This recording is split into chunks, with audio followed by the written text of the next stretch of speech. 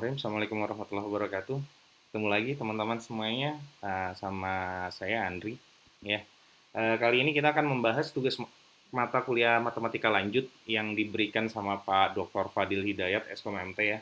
Eh, Program studi elektronika opsi LTI di STAY ITB Bandung.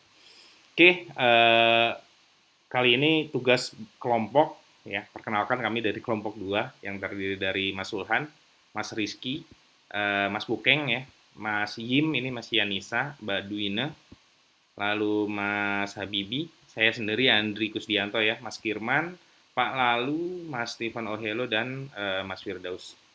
Oke, kali ini kita diberikan tugas yaitu membuat program ya. Kebetulan kali ini kelompok kami ya itu sepakat menggunakan Python. Jadi di sini contoh programnya. Oke, kebetulan saya sekarang menggunakan IDE-nya Idle dari bawaannya dari Python untuk macOS ya. Teman-teman yang lain mungkin banyak yang menggunakan Visual Studio Code, tapi ya apa sama aja ya. Oke, kali ini kita mungkin akan coba jalankan aja nih programnya. Program ini adalah program yang digunakan untuk menentukan atau membuktikan bahwa proposisi satu dengan proposisi kedua itu equivalent atau sama ya. Oke, contohnya kita akan membuktikan rumusnya Morgan ya, yaitu not A and B gitu ya. Itu apakah sama dengan not A atau not B. Seperti itu ya. Nah, program ini akan membuat truth table ya, di mana jumlah kemungkinannya adalah 2 pangkat n ya, 2 pangkat n di sini adalah variabelnya ya, di sini ada variabel A dan B, maka 2 pangkat 2 yaitu 4 terdiri dari binary digit ya, 00, 01, 10, dan 11. Oke, di sini kita akan lihat bahwa not A or B, not A and B ya, itu kalau A-nya 0, B-nya 0, maka dia 1 ya, dan seterusnya.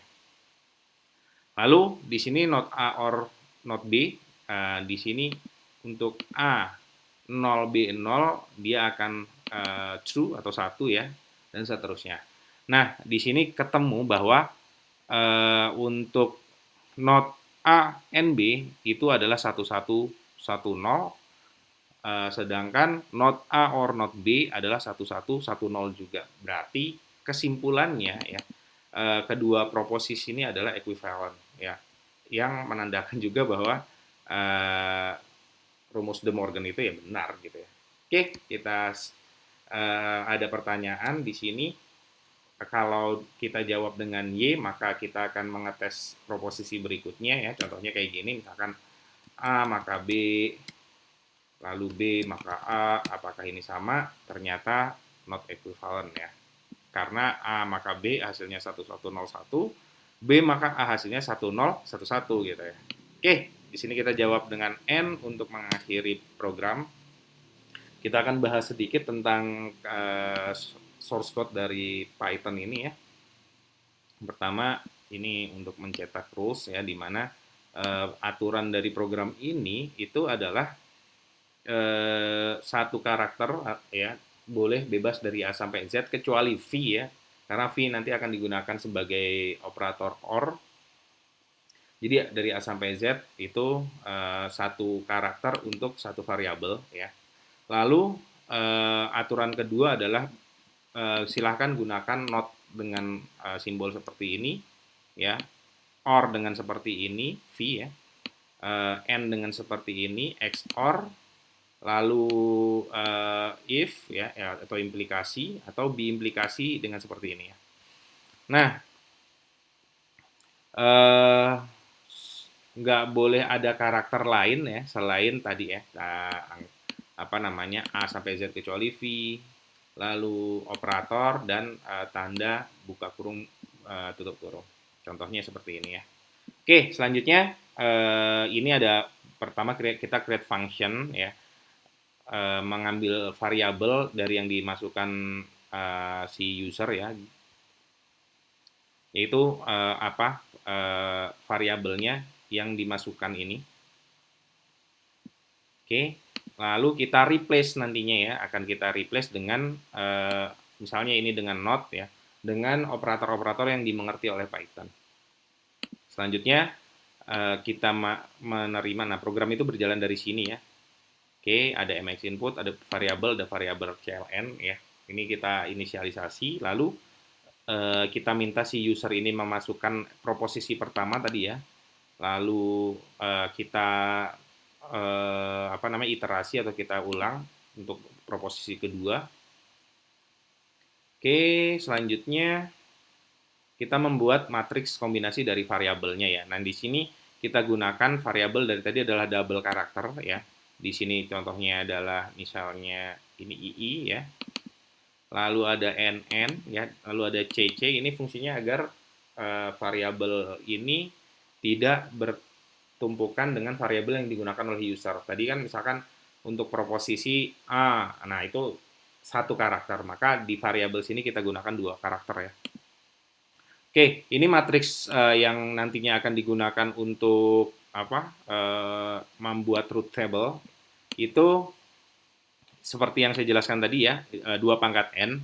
Ini kalau ada 3 variabel, maka semua kombinasi kemungkinannya adalah 2 pangkat 3, berarti 8 kayak gitu, dan seterusnya ya. Kalau variabelnya ada 4, maka 2 pangkat 4. Oke, selanjutnya si Python ini ya, si program ini kita akan mendeklarasikan variabel sejumlah dari dari inputan user di sini ya. Oke, maka akan terbentuk variabel dengan isinya array gitu. Dari array-nya dari mana? Array-nya dari tadi nih, dari matriks kombinasi nilai ini. Jadi nantinya akan berisi, contohnya variabel P ini akan berisi 0, 0, 0, 1, 1, 1, dan seterusnya ya. Oke, lalu proses selanjutnya kita akan menyimpan ya inputan tadi itu dalam bentuk string ya.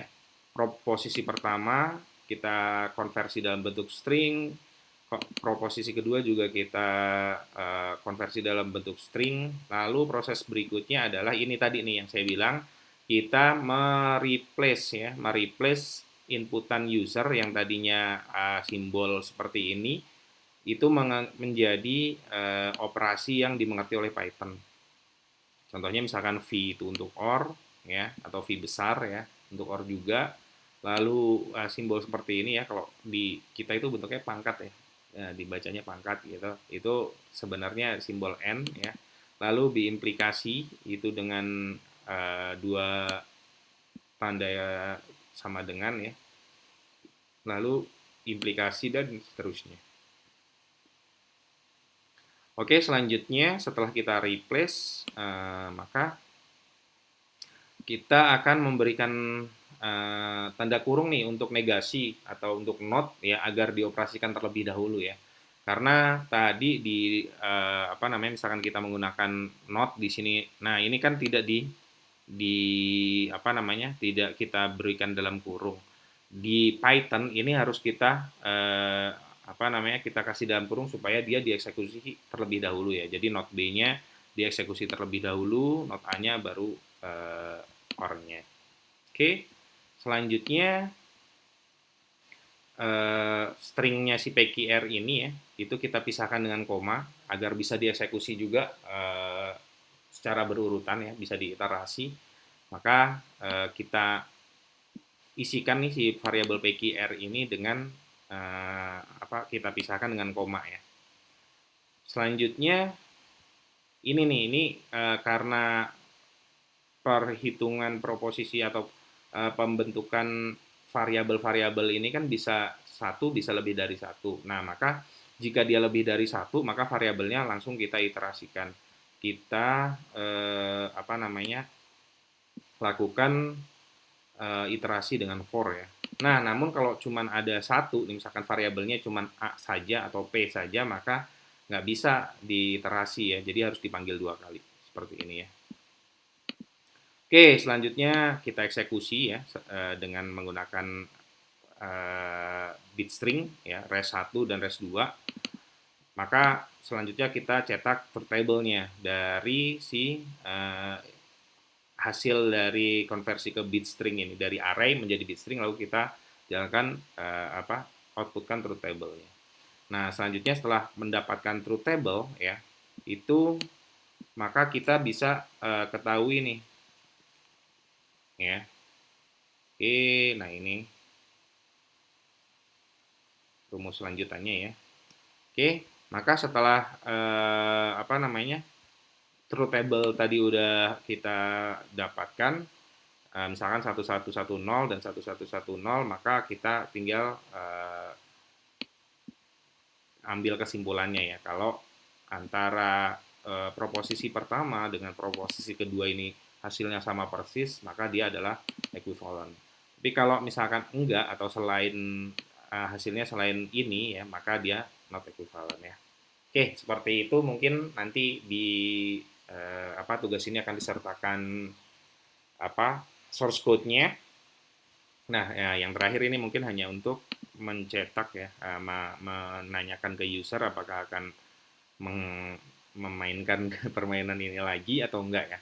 Kalau iya, maka kembali ke awal, kalau tidak maka break ya, selesai.